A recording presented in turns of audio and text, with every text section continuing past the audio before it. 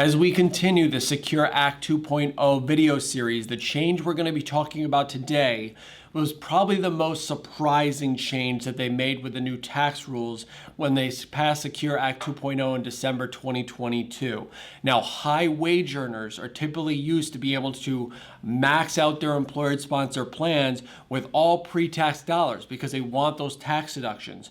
Well, 2024, that's going to change because part of the Secure Act 2.0 was high wage earners are no longer going to be able to make their catch-up contributions to the retirement plan with pre-tax dollars. They're going to be forced to do it in Roth. These catch-up contributions apply to employees that are covered by these employer-sponsored plans that are age 50 or older, because you have the regular annual contribution limits that apply to everyone, but once you're 50 or older, then they give you that additional amount that you're allowed to contribute on top of that. Now, prior to this Secure Act 2.0 being passed, this used to be very simple. Someone would call me and say, hey Mike, how much can I max out my retirement plan for? I would ask them, what type of plan are you covered by? What's your age and what's your comp in the current year? And then I could tell them the amount.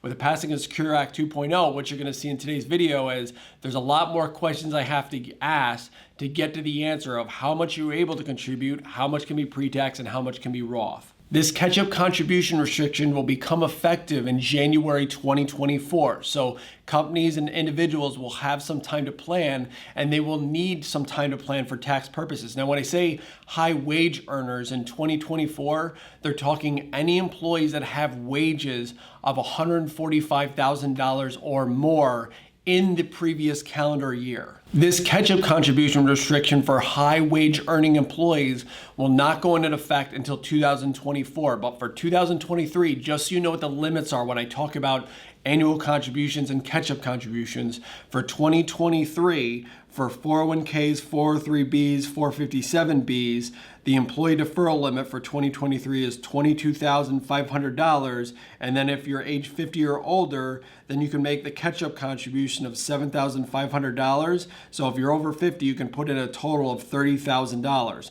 If you're covered by a simple IRA plan, the employee deferral limit in 2023 is $15,500 with a catch-up limit of $3,500 for a total of $19,000. Nothing changes for the 2023 tax year. If you're eligible for a catch-up, you're still allowed to do the full amount pre-tax, regardless of your income amounts. And if you have plans that allow Roth, you could do it all Roth, you could do a combination of the two. But the thing is, when we look at what most people do with these pre-tax contributions and why it's such a big change is, normally people are in their higher income years as they lead up to retirement. So normally they want to make those catch-up contributions with pre-tax.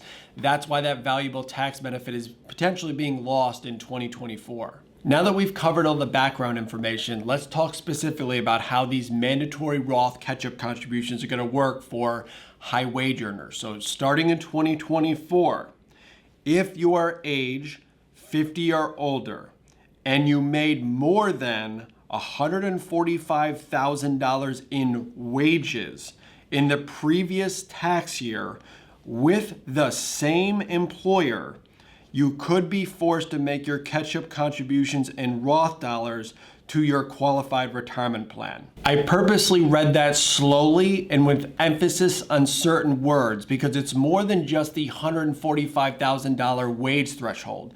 There's other things that are going to factor in that'll determine whether or not you can make pre-tax catch-up contributions starting in 2024. The reason why I emphasize the word wages is W-2 employees, but self-employed individuals, if you're a sole proprietor or partnership, don't have wages. They have self-employment pass-through income. So the way the regulations read is this $145,000 wage restriction would only apply to people that have W-2. A sole proprietor or partner could make as much as they want. They could make $500,000 and would still be eligible for the pre-tax catch-up contribution. On the surface, this probably seems completely unfair because you could have a W-2 employee that's got $200,000 in wages and they cannot make pre-tax catch-up contributions, and then you could have a sole proprietor that also makes $200,000 in net income, but they're still eligible to make the full catch-up in pre-tax. Let me explain why this probably happened. So that $145,000 wage threshold that I mentioned, they're looking back at your previous year's wages to determine whether or not you can make pre-tax catch-up contributions in the current year. So technically, when this goes into effect in 2024, they're going to be looking at W-2 wages from 2023 to determine whether or not you can make those pre-tax contributions in the 2024 tax year. So they'll always be looking at, again, the wages from the previous year to determine what you can do this year. With W-2 employees, it's very clear and dry because you have a W-2 form that says how much you made in that previous year versus a sole proprietor, a partnership. They don't know necessarily what they made in net income until far into the following year because they have to wait for their tax return to be completed, which might not be until September, October. So if they're almost 3/4 through the year, how do they know whether they can do pre-tax or Roth catch-up? I'll provide you with a quick example. So Tim has worked for company ABC for the last 5 years. In 2024, he's covered by a 401k plan, and he looks back at his W-2 wages with that company from 2023, and his wages were $160,000. That means in 2024, Tim would be able to make the full annual contribution limit to his 401k account, but the catch-up, since he went over the $145,000 in the previous year, he would have to make that catch-up if he wants to make it all in Roth dollars. He would be precluded from making it in pre-tax. Vice versa, if Tim was a sole proprietor and he made $160,000 in 2023, he can make the full annual and catch-up all in pre-tax. The second huge question that you have to ask for applying these wage restrictions is, was that employee employed by that same employer in the previous calendar year? Because again, they're looking at previous calendar year wages, but the regulations specifically refer to them as wages with the employer that's sponsoring the current plan. So if you weren't employed by that company in the following year, technically you had no wages with them, so there's no way to assess the $145,000 threshold. That means regardless of what you make in the current year, you can still make those pre-tax contributions catch up to the annual limits. Let's look at this as an example. So Sue works for XYZ Software in 2023 and makes $200,000 in W-2 wages. Then in January, she switches employers over to CYZ Software. She's slated to make $200,000 in 2024, but when they go to assess whether or not Sue can make the catch-up, there were no wages with her new employer in 2023 because she worked for another company. So technically in 2024, even though she's going to make over the $145,000 during that year with her current employer, she's eligible to make the catch-up all pre-tax. There are also going to be situations where high wage earning new employees are going to be able to make pre-tax catch-up contributions for 2 years instead of 1. So if Sue, instead of being hired in January, was hired in July by this new company, so her annual wages were $200,000, but if she only has half a year's worth of wages, in 2024 they look back and say, well, she didn't work here in 2023, so she can make catch-up for 2024.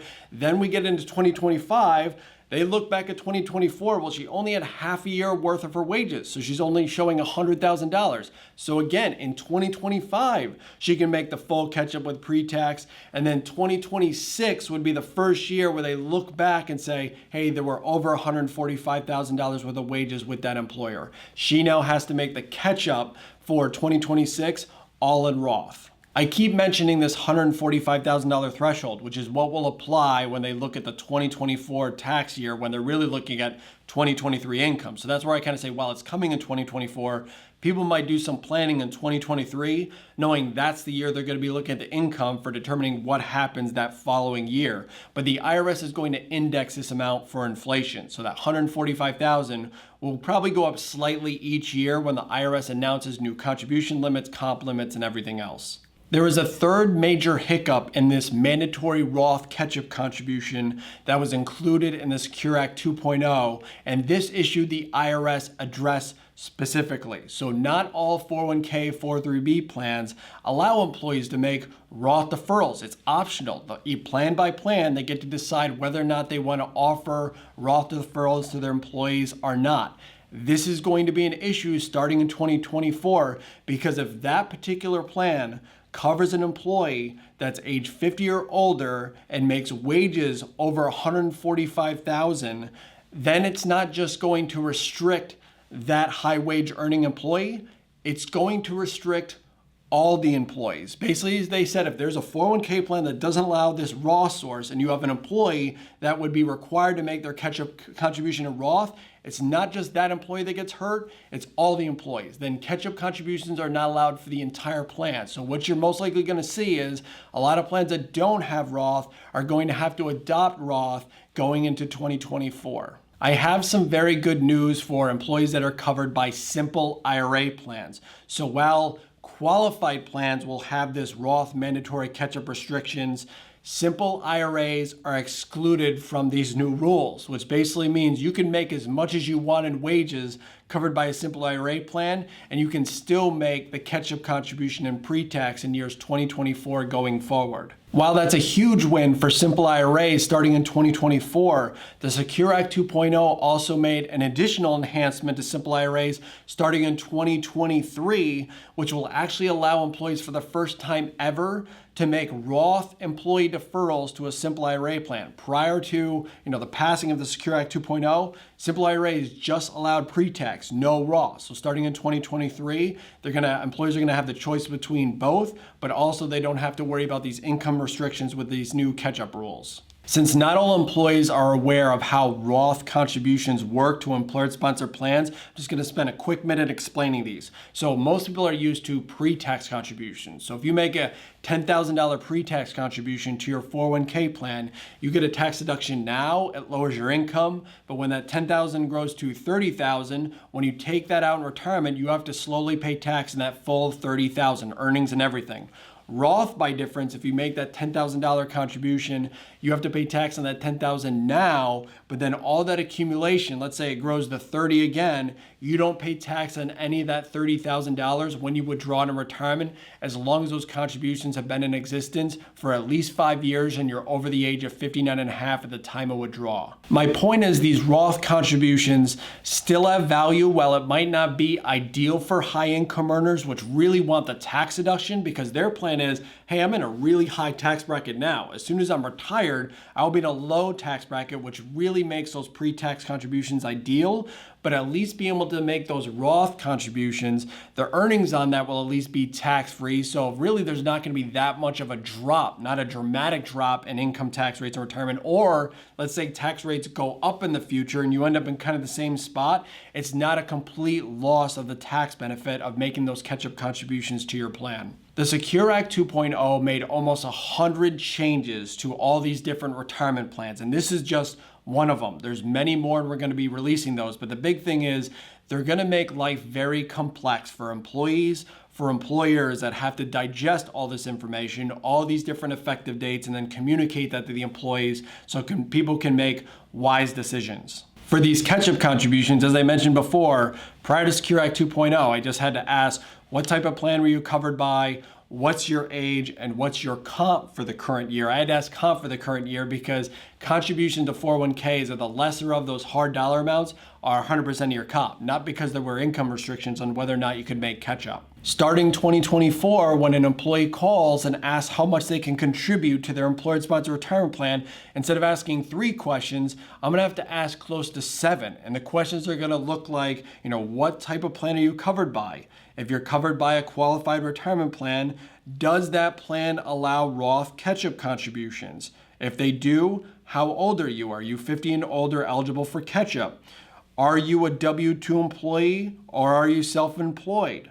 Did you work for that same employer last year? If you did work for that employer last year, what were your total W-2 wages last year? And then finally, what was your compensation for this year? Because again, there's that max 100% deferral or the hard contribution limit. While this has made this a lot more complex starting in 2024, they are going to add yet another level of complexity starting in 2025 by adding a special additional catch-up contribution for people that turn age 60 to 63, which actually has a formula attached to it. So then at that point, it's probably going to be 8 to 10 questions to get to what employees will be able to contribute in a given year. I will cover that additional catch-up contribution that's coming into place in 2025, as well as the other Secure Act changes that are going to be made 2023 and years beyond in separate videos. So please subscribe to the channel and we will keep you up to date with that content. If you have any questions, please feel free to reach out to me at moneysmartboard.com. Thank you.